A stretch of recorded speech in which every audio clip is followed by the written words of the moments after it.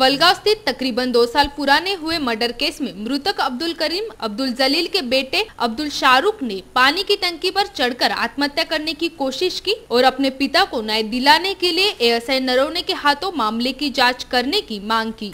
हे जे पाण्याच्या टाकीवर चढलेले आहेत हे आपले कोण? माझा भाऊ। लहान की मोठा? लहान। लहान भाऊ कशासाठी पाण्याच्या टाकीवर चढलेले आहेत? माझ्या वडिलांचा मर्डर झालेला आहे 2 वर्षापूर्वी। त्या हत्ये प्रकरणी पोलिसांनी काही चांगला तपास केलेला नाही। त्याबद्दल चांगला म्हणजे आतापर्यंत 2 नार्को टेस्ट झालेले आहे, रिपोर्ट पॉझिटिव्ह आहे। तरी पण सुद्धा पोलीस 6 महिन्यापासून तिसऱ्या टेस्टला नेलेला नाही आरोपीला। आणि तपासात जे अधिकारी गती आणतात त्या अधिकाऱ्यांची बदली केली जाते। त्याबद्दल आमच्या मागण्या म्हणजे आम्हाला जुने अधिकारी पाहिजे तपासात, जे जुने होते ज्यांनी नार्को वगैरे केला ते, आणि आम्हाला न्याय मिळवून द्यावा। 2 वर्षात तुम्ही काही जसं पालकमंत्री असते किंवा गृहराज्यमंत्री किंवा सीपी साहेब यांना कोणाला पत्रव्यवहार वगैरे पत्रव्यवहार खूप वेळा केले पण कोणतीच कारवाई झाली नाही।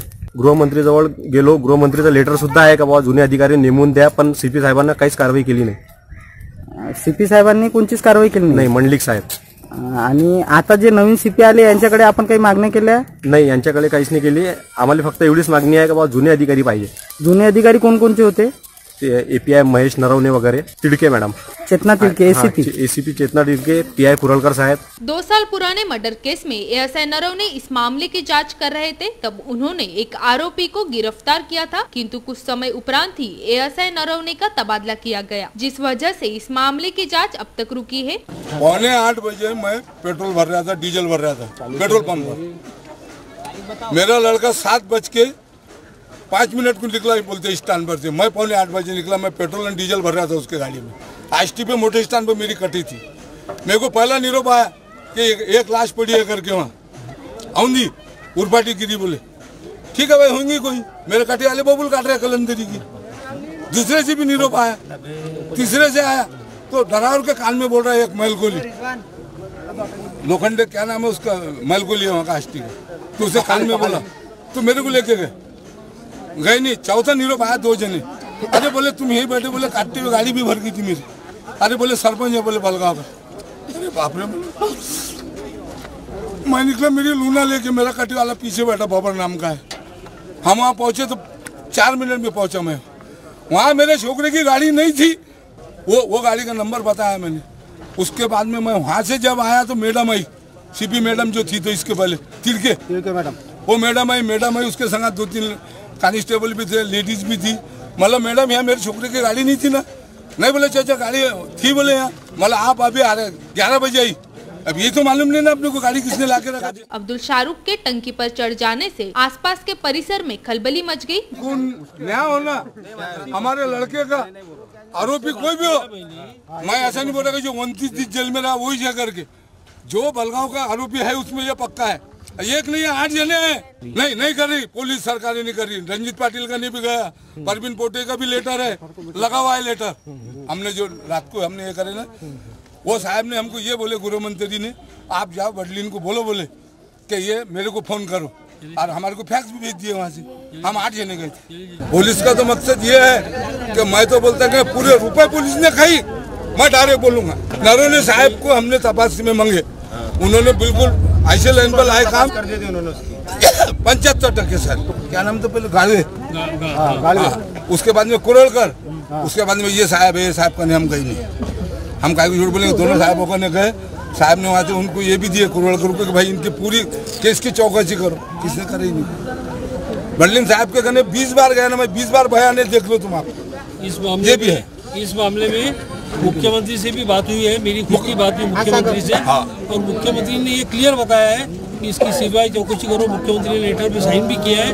और यहाँ के सीपी ने ये बोला है कि जब तक हमारा तपास पूरा नहीं होता तब तक सीबीआई चौकसी रहने दो, उसके बाद सीबीआई चौकसी करो, हम खुद लिख के देंगे, ऐसा उन्होंने कबूल भी किया है। विचारणी केली असता गृहमंत्र्यांनी पत्र पाठवले आणि सीपीने सांगितलं की आमचा तपास चालू आहे, आम्ही ज्या दिवशी आमचा हात टेकून देऊ आम्ही त्या दिवशी तुम्ही सीबीआई चौकशी करण्यात सज्ज राहा। सीबीआई चौकशी अजून झालेली नाही आहे।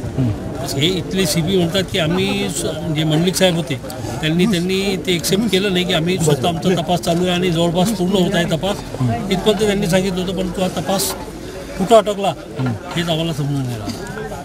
मामले की गंभीरता को देखते हुए मौके पर पहुंचकर पुलिस निरीक्षक दुर्गेश तिवारी ने अब्दुल शाहरुख को पुलिस आयुक्त संजय बाविस्कर के पास ले जाने का आश्वासन दिया। आज दिनांक 7/10/2018 रोजी दुपारी 1 वाजता आम्हाला फोन आला की शाहरुख अब्दुल कलीम हा युवक पाण्याच्या टाकीच्या चढून चढला आणि तो आत्महत्येचा प्रयत्न करत असे अशी आम्हाला प्राथमिक माहिती मिळाली। त्या माहितीच्या अंदाजे आम्ही आलो। त्याशी बोलणी केली असता त्याने आम्हाला सांगितलं की माझ्या वडिलांचा जो मर्डर झालेला आहे तो मर्डरचा तपास ACP देसाई साहेबांकडून काढून API महेश नादवणे यांच्याकडे द्यावा अशी त्याची मागणी आहे।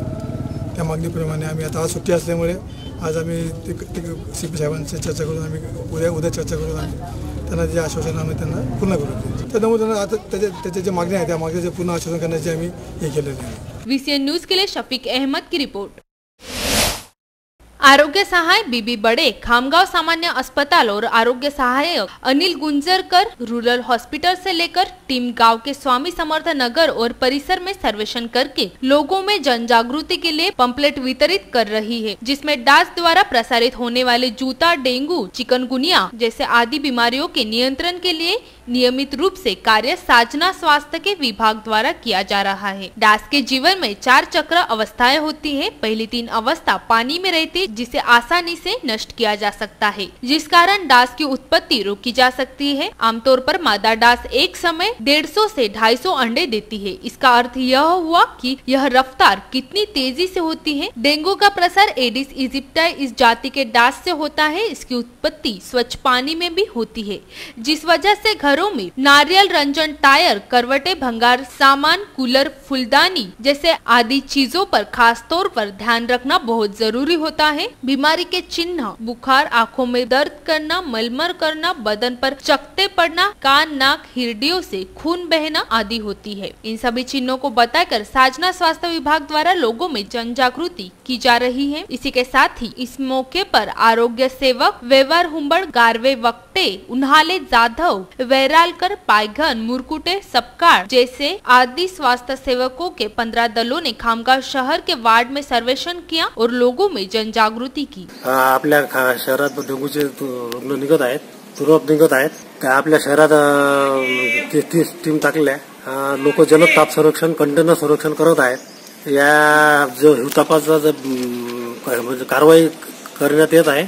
जिल्हा हिवताप अधिकारी डॉक्टर शिवराज चव्हाण यांच्या मार्गदर्शनाखाली डॉक्टर प्रेमचंद पंडित, जिल्हा शल्य चिकित्सक सामान्य रुग्णालय बुलढाणा यांच्या आदेशान्वये पूर्ण खामगाव शहरात दिनांक 6/10/2018 आणि 7/10/2018 2 दिवस पूर्ण शहरात आपण संरक्षण करण्यात येणार। प्रतिबंधात्मक उपाय म्हणून आपण पॉम्पलेट वाटप करण्यात येत आहे। पॉम्पलेट वाटप करण्यात आहे। जल कंटेनर मध्ये ज्या पॉझिटिव्ह आहेत त्यामध्ये टेमीपास टाकण्यात येत आहे। संशयित रुग्णाचे रक्त नमुने घेण्यात येत आहेत। खामगांव से वरिष्ठ प्रतिनिधि फारूक सर की रिपोर्ट। दरियापुर स्थित आयशा टावर के सामने 2 नीम के पेड़ों को बिना परवानगी के ही काट दिया गया। विगत 15 दिन पहले ही इन दोनों पेड़ों की फांदियां इलेक्ट्रिक वायर में अटक जाने के नाम पर काट दी गई थी। इसके बाद ही पूरे पेड़ को ही काट दिया गया। एक तरफ तो शासन पौधे लगाकर पर्यावरण का संरक्षण कर रही है, तो दूसरी ओर रास्तों के किनारे इन पेड़ों को प्रशासन की मदद से काट दिया जाता है। इन सारी घटना से दरियापुर वासी अचंभित हुए हैं। दरियापुर पुलिस स्टेशन के सामने आयशा टावर शॉपिंग कॉम्प्लेक्स भी विवादों के घेरे में है। 2 मंजिलों की परवानगी होते हुए भी 5 मंजिला इमारत बांधी गई, जिससे इस कॉम्प्लेक्स पर कई नगर सेवकों ने आक्षेप भी किया था, किंतु इस मामले में अब तक कोई कार्रवाई नहीं की गई है। इस कॉम्प्लेक्स के सामने लगे इन दोनों ही पेड़ों को काट दिया गया। बिजली के वायर की अड़चन बताते हुए नगर पालिका द्वारा परवानगी निकालने की बात भी यहाँ कही गई। शहर वासियों द्वारा बताया जा रहा है कि ये पेड़ टावर की खूबसूरती के बीच आ रहे थे, जिस वजह से इन दोनों ही पेड़ों को काट दिया गया। संपूर्ण देशामध्ये सरकारची एक धडक मोहीम आहे वृक्ष लागवडीच्या संदर्भातली। प्रदूषण होऊ नये म्हणून वृक्ष लागवड करावी याकरता सरकारचा कोट्यावधी रुपयाचा खर्च केला जात आहे।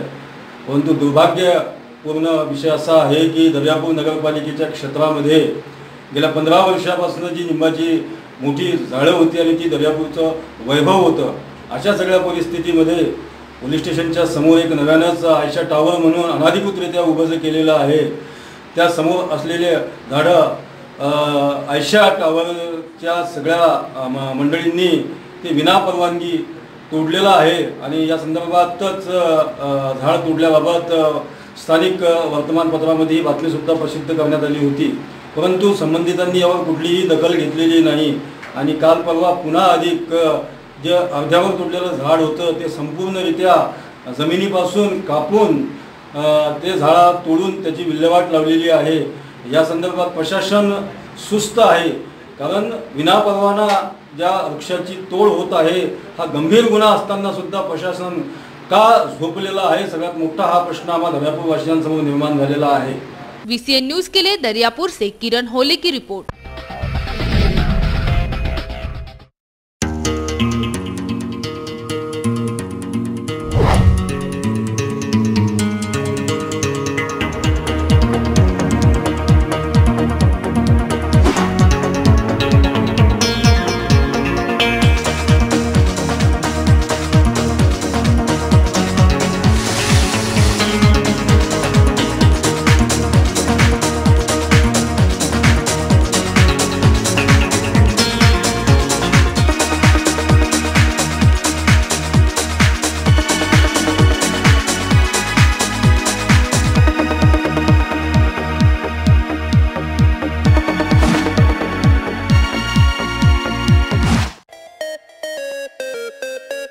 विदर्भ का सबसे बड़ा शोरूम बिजीलैंड में Aradhana wholesale shopping mall, wholesale rate में रिटेल बिक्री।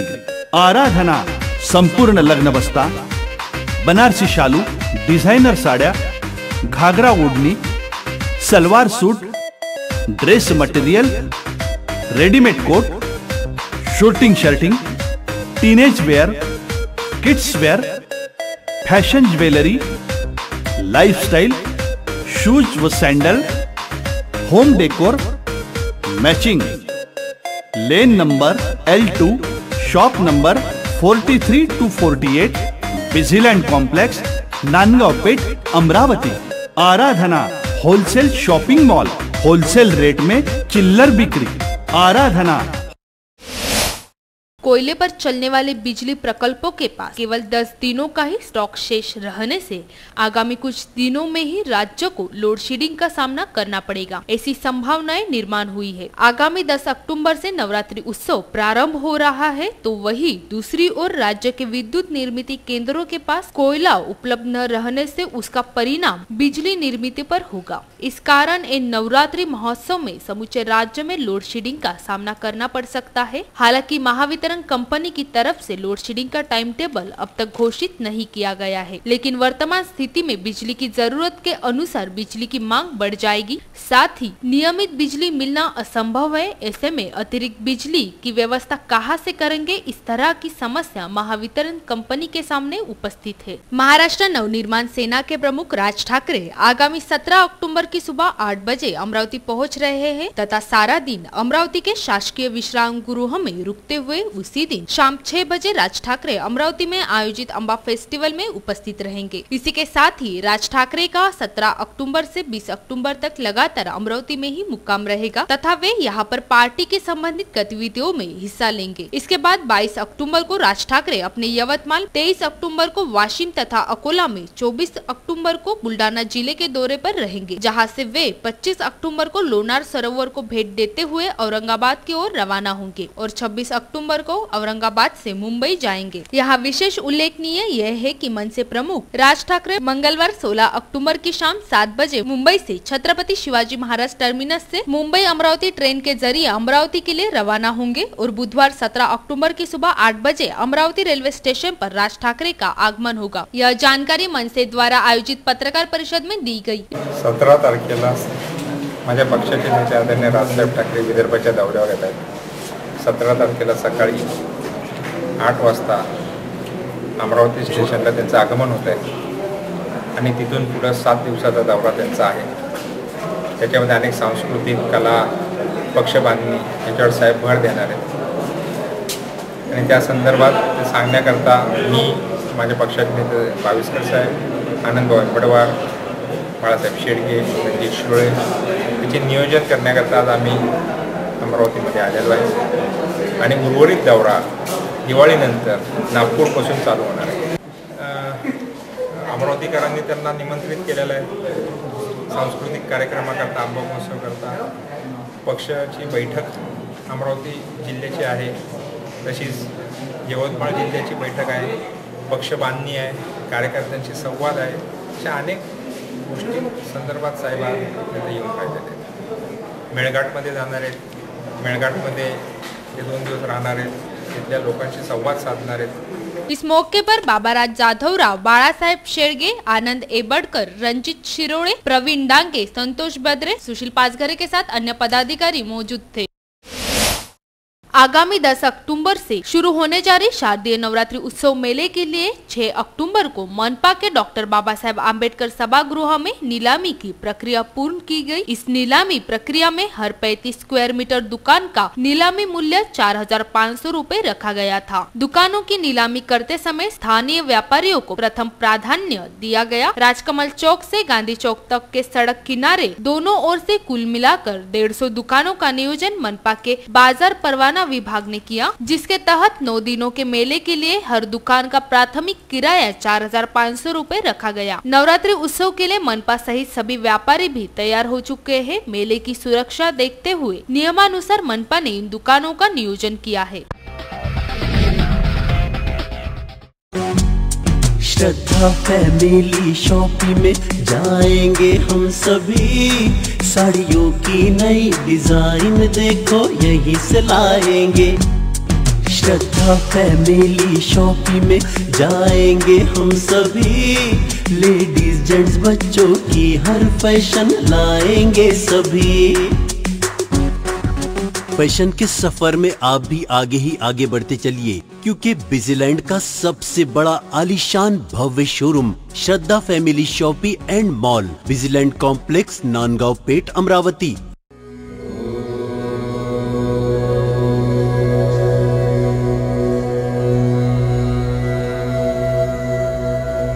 संवाद ज्योतिष्य एवं आध्यात्मिक अनुसंधान केंद्र.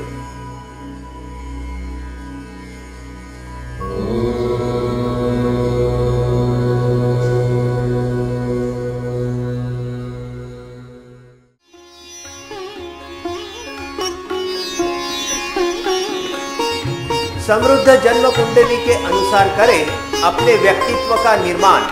अपने बच्चों की परवरिश करें उनकी जन्म कुंडली एवं ज्योतिष परामर्श के अनुसार. विस्तृत फलादेश के साथ जन्म कुंडली का नया स्वरूप, ग्रहों की शांति के विभिन्न उपाय. संवाद ज्योतिष एवं आध्यात्मिक अनुसंधान केंद्र, अंबादेवी मार्केट, अंबादेवी, अमरावती.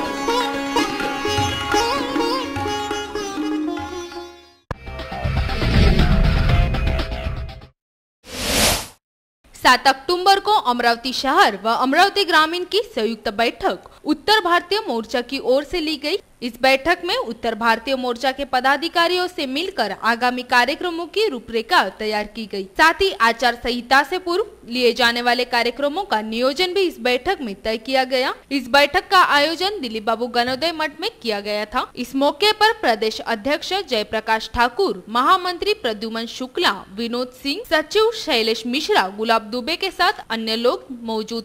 अमरावती शहर और अमरावती ग्रामीण दोनों जिलाओं की, शहर जिला और ग्रामीण जिला दोनों जिलाओं की संयुक्त बैठक आज उत्तर भारतीय मोर्चा की ओर से बुलाई गई थी. कि अमरावती में बहुत उत्तर भारतीय पदाधिकारी बहुत अच्छा काम कर रहे हैं. काफ़ी अमरावती में अधिक बहुत सारे विधायक, चाहे वो स्नातक क्षेत्र के हों, चाहे शिक्षक क्षेत्र के हों, और जो है महापौर तक तो भारतीय जनता पार्टी का है ही, और बहुत भी मिला है. निश्चित रूप से उसमें उत्तर भारतीय समाज का बहुत बड़ा योगदान है भारतीय जनता पार्टी की अमरावती विजय में, और सभी लोग बहुत अच्छा काम कर रहे हैं. और उन्हीं लोगों से एक उत्साहवर्धन के लिए और एक मिलने जुलने के आपस में, और संजोग से अमरावती में पिछले कई वर्षों से प्रदेश के पदाधिकारियों का दौरा नहीं हो पाया दुर्भाग्य से. तो उस चीज़ को हमें कई बार हमने प्रोग्राम बनाया, लेकिन कुछ अड़चने आ गई, इसलिए यहाँ ना हो करके हम वर्धा तक गए, नागपुर तक गए, भंडारा भी गए, तो अमरावती किसी कारण से छूट गया था इसलिए. और अभी हम विशेष ध्यान यहाँ पर देने वाले हैं. जो है जितना भी हो सकता है यहाँ के लोगों की जो उत्तर भारतीय समाज की समस्याएं हैं उनको प्राधान्य देंगे और कैसे उसका हल निकालेंगे, यहाँ के स्थानीय लोगों से मिलकर उसका मार्ग ढूंढेंगे। VCN न्यूज के लिए अक्षय गवई की रिपोर्ट। विदर्भ की कुलस्वामिनी अमरावती की अंबा देवी मंदिर में नवरात्रि की पूर्व तैयारियां शुरू हो चुकी हैं। अंबा देवी मंदिर का इतिहास काफी पुराना है। माना जाता है कि आज भी भक्तों द्वारा श्रद्धा भाव से की गई प्रार्थना माता पूर्ण करती हैं। नवरात्रि उत्सव के दौरान यहाँ भक्तों का जमावड़ा लगता है। महाराष्ट्र से ही नहीं तो संपूर्ण देश भर से भक्त माता के दर्शन के लिए आते हैं। 30 वर्षाच्या आयुष्यामध्ये मला नवरात्रामध्ये असा एकही दिवस असा घडला नाही की ज्यामुळे देवीच्या दर्शनानंतर मला स्फूर्ती आली नाही। आता 10 दिवस पूर्ण कंप्लीट देवीच्या सेवेत राहतो आणि त्या कारणाने मला कधी असं किंवा आपण आज शक्ती आपली खतम झाली किंवा असं काही झालं नाही आणि ती सगळं काही करून घेते। नवीन मंदिराचं जे बांधकाम सुरू होणार आहे त्याची आणखी प्रचिती आहे, त्याची हे ठेवलेले आहे आमच्या तिथं स्टॅच्यू त्याचा तयार करून ठेवलेला आहे। ते आता सध्या बांधकामाला सुरुवात होऊन राहिलेली आहे। तर सध्या मंदिराचे पण बांधकामाचं पाडणं सुरू आहे। त्याच्यानंतर नवीन मंदिराचे जे बांधकाम आहे त्याची सुरुवात होणार। त्याच्याजवळ ते 10 ते 15 करोड रुपये याच्यासाठी खर्च येणार। मार्बलच्या गोट्यामध्ये त्याचं बांधकाम करणार आहे। आणखीन त्याचं गोटा आणखीन आम्ही हे नाही केलेलं आहे, मंजूर नाही म्हणजे सँक्शन नाही केला, पण बांधकाम होणार आहे त्याच्या गोट्याचं होणार आहे।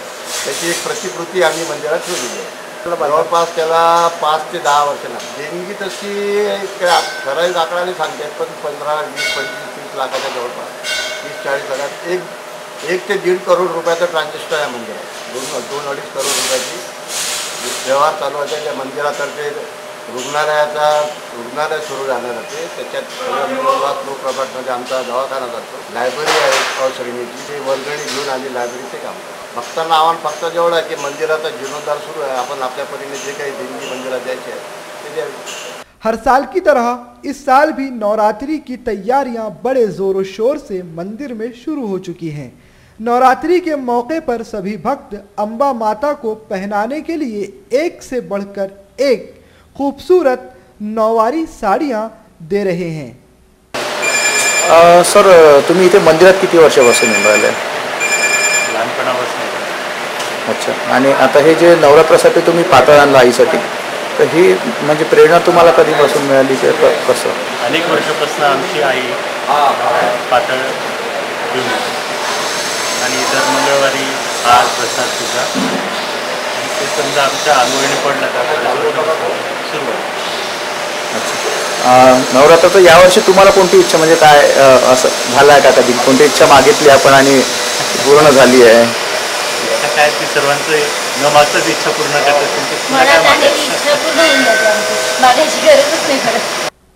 इतना ही नहीं, अंबा देवी परिसर में लगी दुकानें भी सज चुकी हैं। हर कोई नवरात्रि का बड़ी बेसब्री से इंतजार कर रहा है।